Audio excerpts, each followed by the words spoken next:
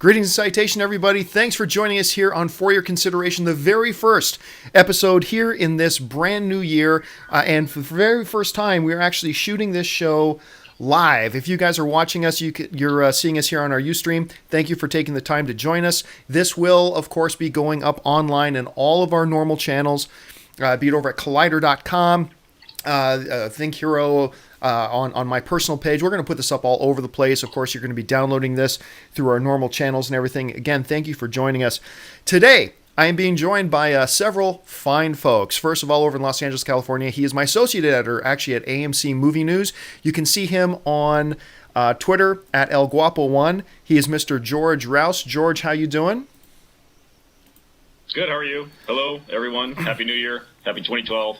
Happy 2012. That's all I got. That's also joining us, also over there in Los Angeles, California. He is the senior editor of Collider.com, the editor-in-chief. He is Mr. Steve Weintraub, also known as Frosty. Steve, how you doing? I'm doing well. How are you doing, sir? Doing very well. And also joining us, a regular of For Your Consideration, he is the senior editor of the one and the only ThinkHero.com, and he is just a good personal friend to small animals everywhere. He's Mr. Dennis Zen. Dennis, how you doing? Doing well. Happy NFL playoff weekend. The NFL playoff weekend. And, of course, you know, I'd be remiss if we didn't at least start by talking a little bit about how awesome of a football game. We're recording this Sunday night. Just about an hour and a half ago, I just finished watching Tebow Mania going crazy again. And did you guys have a chance to see this game? Yes. Yes. I saw part of it. I'm telling you, when the Steelers got the ball back with I don't know what it was, like a minute to go or something like that, I thought absolutely for sure they're going to march down and get a field goal. And I had a buddy of mine here at my place watching the game with me, and he was just going, no, there's no doubt. There's no doubt that any second now Tebow is going to march us down the field and we're going to have some Tebow magic again. And sure enough, overtime, slant pass, 80 yards. And I just want to point out that Tebow threw for 316 yards. Of course, that means it's Tebow 316. So I think that was pretty impressive. I'm going to make a t-shirt that says Tebow 316 says I just Tebowed your ass. Anyway, George, I know you're a huge Tebow fan, so I just thought I'd get your reaction to this for a second. Tebow fan. Big Tim Tebow fan. Look, I still think the guy's highly overrated. He had one good game. That's it. They were playing a depleted and beat up Pittsburgh Steelers team. At 8-8, they shouldn't even be in the playoffs. I don't even know why. You know, it's just how the NFL standings are, I guess, when it comes to playoffs. They won their division. Patriots, but when they go. Yeah, they won the terrible division. Everyone talks about the NFC West being the worst division, but it's actually not. So when they go, I'm not a fan of the Patriots, but when they go to New England next week, they're going to get the crap kicked out of them because even though New England's defense is worse than Denver's, Tom Brady's just going to light them up all day. So I'm not too worried about the Denver Broncos going any further past this first week. And not everybody here knows, but Frosty is actually from the New England area. You're a huge Patriots fan. Now, are you happy or sad to see that it's Denver going to go play New England? I am absolutely ecstatic. It is wonderful that the Broncos won. I did not want to play the Steelers at all. One of their best defensive players was not playing because of the altitude, and I didn't want to play the Steelers next week at all. I do believe that the Steelers, as George just said, were very beat up, and the Patriots have had the bye week, and they have Tom Brady, and they have Bill Belichick, and unless there's a crazy injury or something just crazy happens, I do believe that the Broncos will their playoff time will be over next Saturday night at 5 o'clock Pacific time, 8 o'clock on the East Coast, airing on CBS in case you weren't aware, counting the days for me. But no, I mean, listen, I have to say, winning any football game is hard to do. And I give a ton of credit to the Broncos for winning the game and beating the Steelers. The Steelers, 12-4, great team. But I do believe that the Broncos are going to be happy to have just won that one game. I still think it's pretty amazing, though. I mean, he did throw. Tebow did have his best game of the season, I think, by far. He was picking them apart. Actually, it's weird that he only completed 10 passes because it felt like he was just taking Pittsburgh apart at will. Like, that's what it felt like. And then you look at the numbers, like, really, he only threw 21 passes. But anyway, we're not here to talk about football. We're here to talk about movie stuff. We're going to talk about a couple things here today, folks. And one of the things that we're going to be talking about in just a little bit here is our individual picks for the worst film of the year.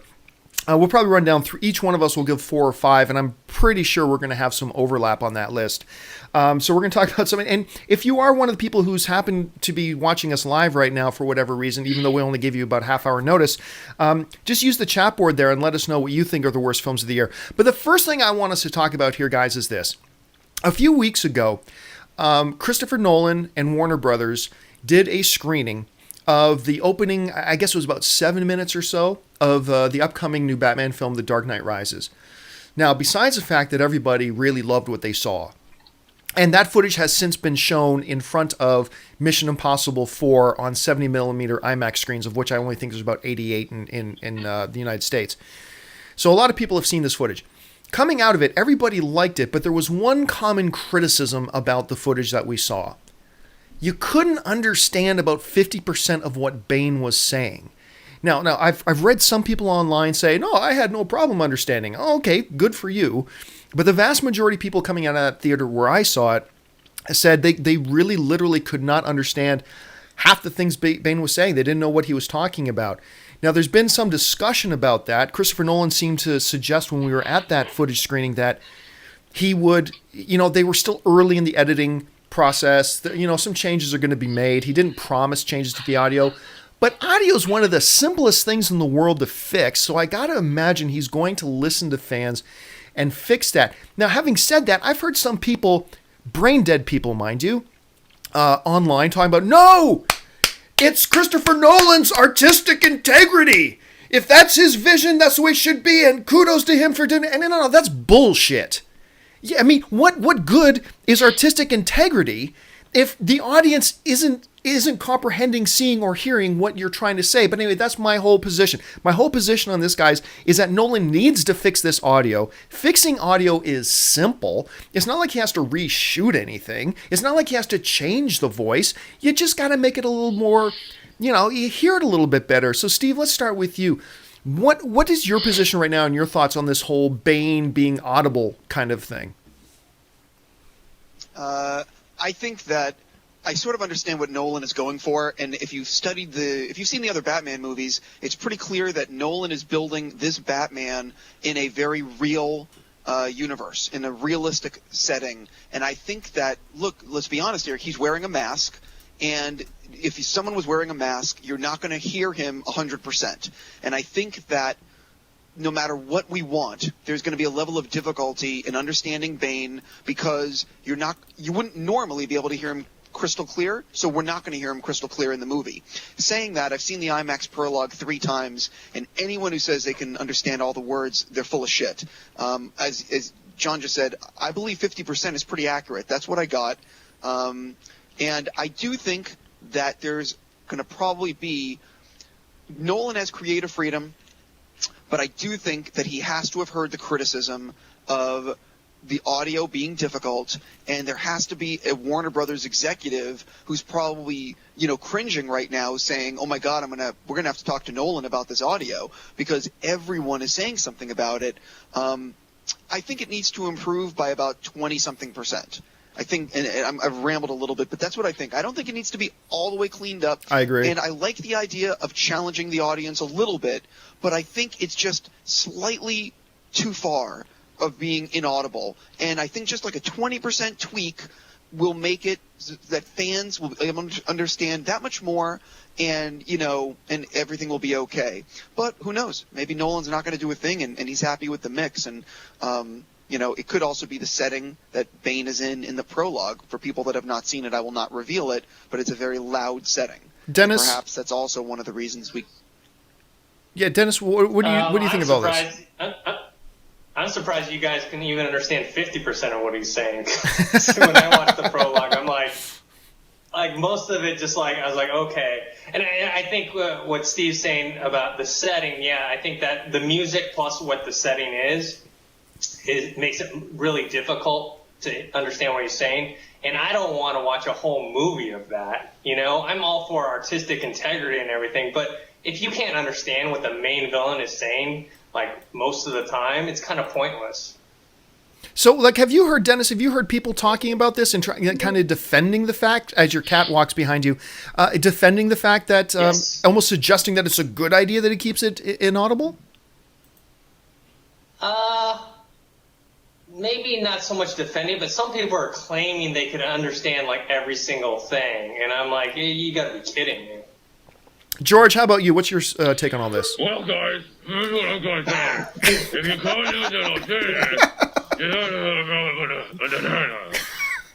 So, yeah, I don't see what the big deal is. No, look, look, they've got plenty of time to fix this.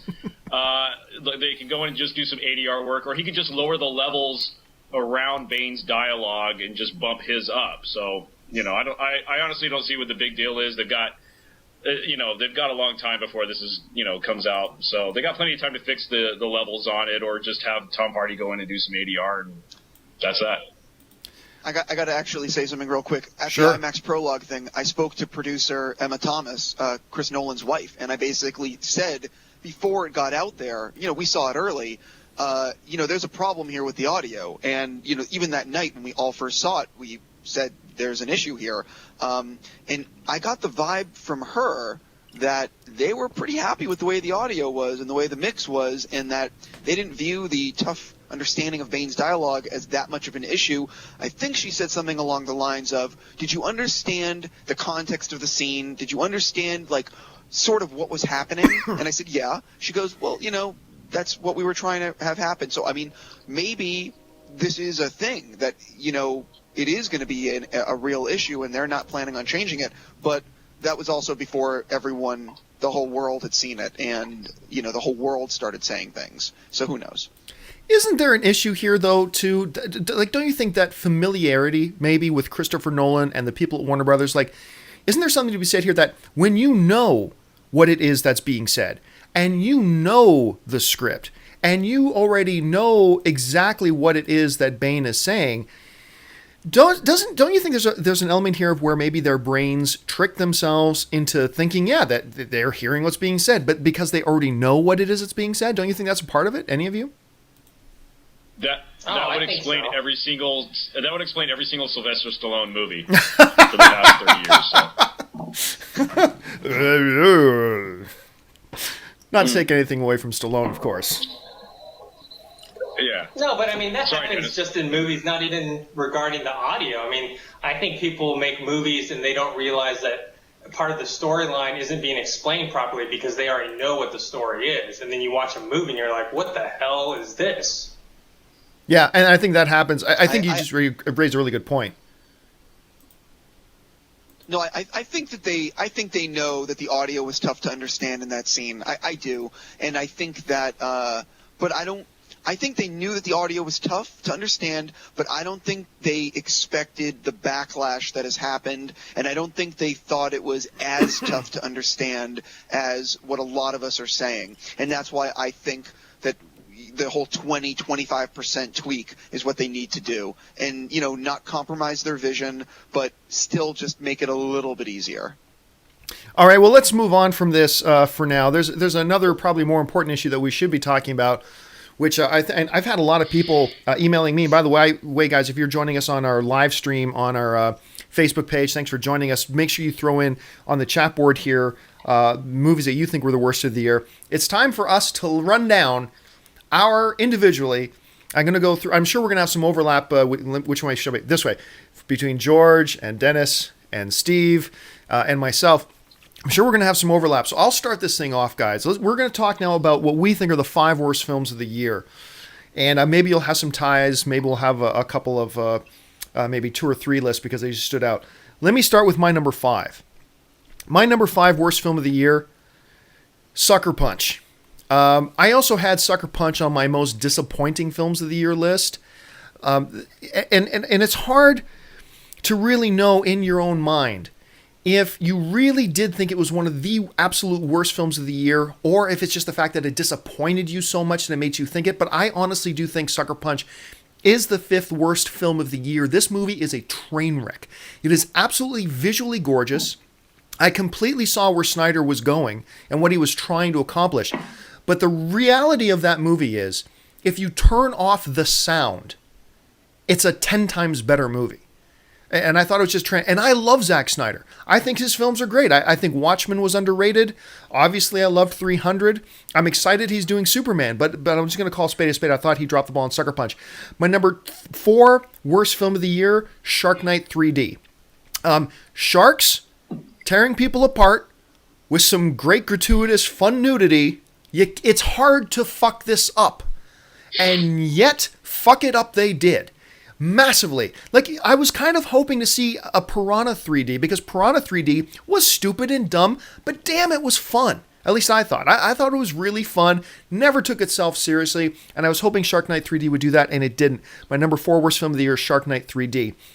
Number 3 worst film of the year, Jack and Jill, the Adam Sandler film. I thought, when I first saw the trailer for this, I thought it was one of the fake trailers from Tropic Thunder. Because it just looked that bad. And then you think, well, it must have something really good to it for them to actually put it out, because clearly it's such a stupid idea. So maybe it's one of those brilliant movies. But no, it's as bad as you think it would be. My number 2 worst film of the year was Zookeeper. There's not a single redeemable thing about that film. I hope the best for Kevin James. I really do. I like Kevin James. I want to see Kevin James succeed. I really do. But there's just nothing redeemable about Zookeeper. I saw a screening for it at CinemaCon in Las Vegas about 6 months before it came out. And half the people in the auditorium, I'm not joking, were asleep. Because my cameraman who I brought with me to do the interviews, he turns to me about 45 minutes into the movie and says, John, and he also happens to be my brother-in-law. He goes, John, I'm really sorry, but I cannot stay for another minute of this. And he gets up to walk out.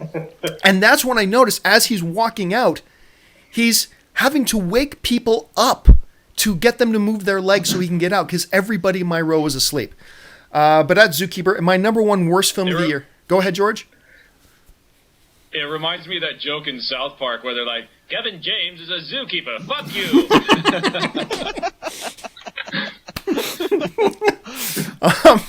And then for me, my number 1 worst film of the year, hands down, bar none, without exception, was The Three Musketeers. I just don't even know. You know, with Zookeeper, if you look at a 1-paragraph idea about what they're going to do, you think, okay, there's some potential there. With Sucker Punch, clearly tons of potential. With Shark Night 3D, at least there's potential. I have no idea. And Steve, I remember us talking, actually, Steve, Dennis, and I all talked about it on a previous podcast before The Three Musketeers came out. And we thought, this trailer just looks awful. Like, awful. What are they thinking? And then the movie ended up being just as bad as you feared it would be. So anyway, just highlighting again, Shark Night 3D, Sucker Punch, Shark Night 3D, Jack and Jill, Zookeeper, and The Three Musketeers. That's mine. Let me know what you think of my picks, guys, in the chat board. Steve, let's go over to you. What to you were like the biggest failures of 2011? I have to say a few things. I don't have like the worst. I hate making that list, the worst films of a year, because you don't really know. Like the thing is, doing this now for a while, you don't really know what went on behind the scenes. There's so many factors to consider. What I will say that I'm always down for like the disappointing list. The films that I expected a lot out of and just feel like I got punched in the face. In no particular order, Red Riding Hood. Oh yeah. What the hell happened with that? Oh, good one. I watched that movie and I'm like, who's this movie for? Why is it all on sound stages? I just had tremendous issues with that. Obviously, Jack and Jill. I mean, do I need to say anything? It's literally what George said in South Park. Jack and Jill, fuck you. It's just horrible. Zookeeper, obviously.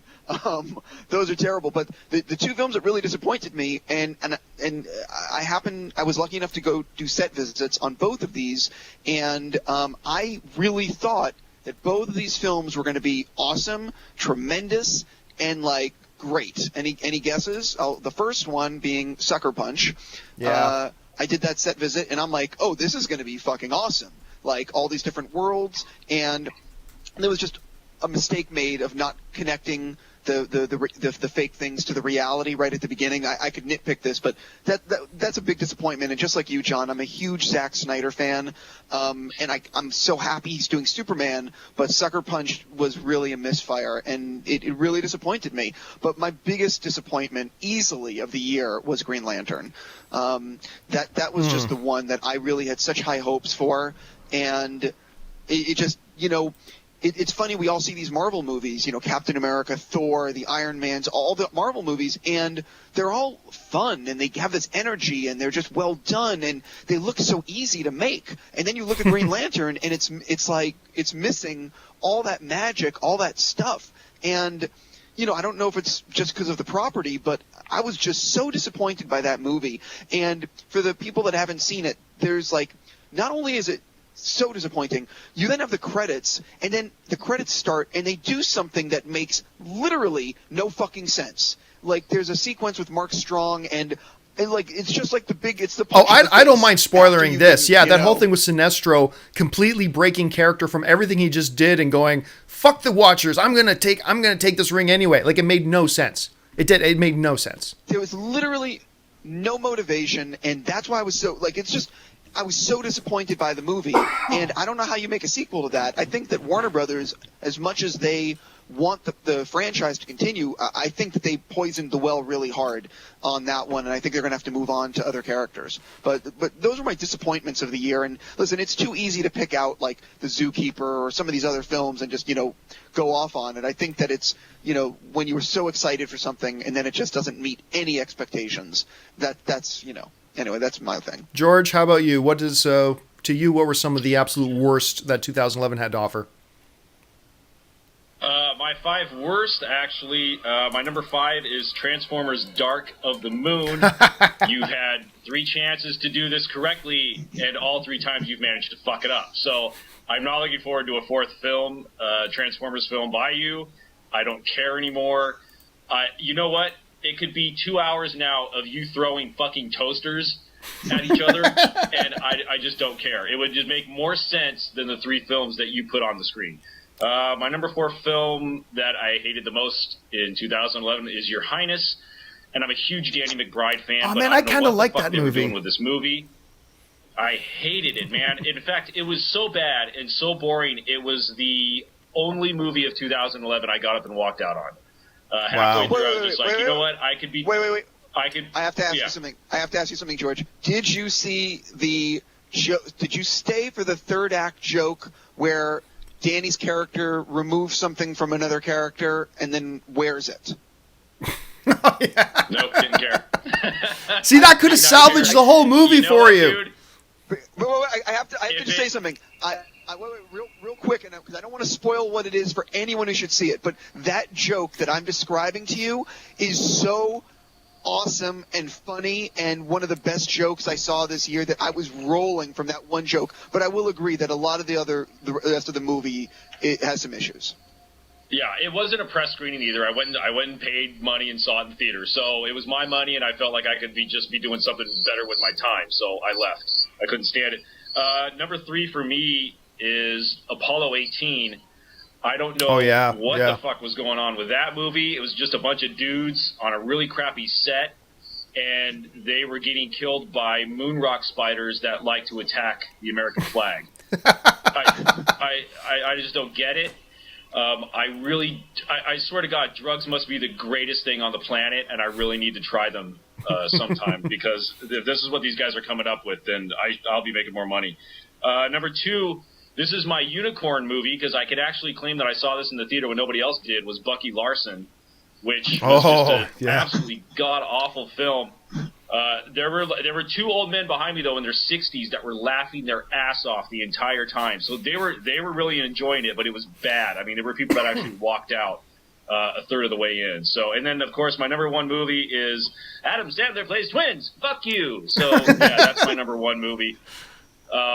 One of the worst movies, actually, not only of the year, but I think of the decade and possibly of all time. It really is that bad of a film. So It's that's funny my top that five. it's funny that you mentioned that, because I remember I was at a press screening, or not a press screening. I was at a press junket for another film the day after the Jack and Jill press screening, and there was a whole debate and discussion going on amongst all the film journalists there, and the topic of the debate was Jack and Jill A, the worst film of the year, or B, the worst film of all time? That was the debate. There wasn't a third option. It was like one of those two things. Anyway, Dennis, let's go to you. What to you was the worst of 2011? Fortunately for me, I was able to miss out on seeing anything like Jack and Jill or Zookeeper or Bucky Larson. Like you, John, I did not like Sucker Punch for very similar reasons. Also, Transformers Dark of the Moon, like you, George, I thought it was a piece of crap. I don't know. It was like a 2.5 hour piece of crap. And two other, Columbiana. I don't know if you guys saw that. I thought that was terrible. Yeah, it was a big letdown. It had a lot of cliches in it that, like, when we were talking about how maybe whoever like makes the movie thinks that because they know the story so well that the audience will know it. Like, there was just literally scenes where they didn't really explain stuff, and they would just let you just kind of pretend that you knew what the heck was going on in it. And let's see. Conan the Barbarian, I thought was pretty terrible. I actually didn't mind the first like 15 minutes of it, and then the rest of it was just garbage. Yeah, like I remember the first 15 then- minutes of that film, I was like, this is going to be awesome. Like, I mean, the movie starts with him as a baby being cut out of the womb with a sword. I mean, you can't get a better beginning to a Conan the Barbarian movie. And you know, I didn't dislike it as much as you. I didn't dislike it as much as most people. I thought it was, but my highest praise I can give it is, at moments I thought it was okay, at moments. But yeah, a lot of people are with you, Dennis, on that. Anyway, sorry I interrupted. Oh, that's fine. And so finally, the worst movie, because the rest of them are all kind of in the same ballpark for me, but the worst movie I saw, and it's probably one of the worst movies I've ever seen, and I usually don't watch too many rom-coms, but this happened to be on television when I was on vacation. Something Borrowed. I don't know if you guys have seen that movie. The John Krasinski But movie. it is, yeah, and I love him. He's awesome. But that movie is fucking terrible. I mean, it's like, Dude, horrible. anything with Kate Hudson in it is terrible. Yeah, but this Kate Hudson this could be is like, Kate Hudson could be in Star Wars, and I would fucking hate Star Wars. So yeah. yeah, it's one of the worst movies I've ever seen. It's poorly directed. It's not funny. It's not engaging. All the characters are lame, stupid. It's just it's a terrible, terrible movie. So that Which that is was the worst surprising movie for me. because that guy directed The Girl Next Door, which I actually thought was really good. You know what? I like the girl next Yeah, door. so did I. Yeah. So it is kind of weird that that's he good. directed it too. I played poker with his mom, so I'll tell her next time I see her what you thought of the film. That's fine. Well, you know what, guys? I think we're at the 30-minute mark. I think we're going to wrap it up here and say thank you all for joining us. If you happen to be joining us live on the Ustream, thank you so much for joining us live. Don't forget to follow us. I'll put up the address again. Don't forget to like us on our Facebook page. That's facebook.com/FYC podcast. Make sure you join us there. And don't forget to visit collider.com and see the great writings and musings of Steve Frosty Weintraub every day, along with his staff. Steve, thanks a lot for being here today. Thank you for having me. Don't forget, you can follow Steve at Collider Frosty. I've got that address up. If you're a Twitter guy, you can follow him there. Also, want to thank George Roush. You can follow him every day, not only his writings at AMC Movie News, but you can follow him on Twitter every single day at El Guapo1. George, thanks a lot for joining us. No problem. Thanks for having me on. And finally, from Think Hero, where you can follow Dennis just about every day, you can follow Dennis on Twitter at Think Hero. So obviously over at thinkhero.com, Mr. Dennis Zen. Dennis, thanks a lot for joining us. No, thanks for having me. And then, of course, There's me. My name is John Campea. I'm the senior editor over at AMC Movie News. Thanks for joining us. Don't forget, again, follow us, download us, spread the word about the For Your Consideration podcast. Again, thanks a lot for joining us there. And thank you, guys. And make sure you send us an email or something. Drop us a note in the comments wherever you're watching this video or listening to this audio, and make sure you let us know what you think of us doing this live. I had a lot of fun doing it live, so you let us know if it was worth doing. So again, for George, for Dennis, for Steve, thanks so much for joining us, everybody, and until next time, bye-bye.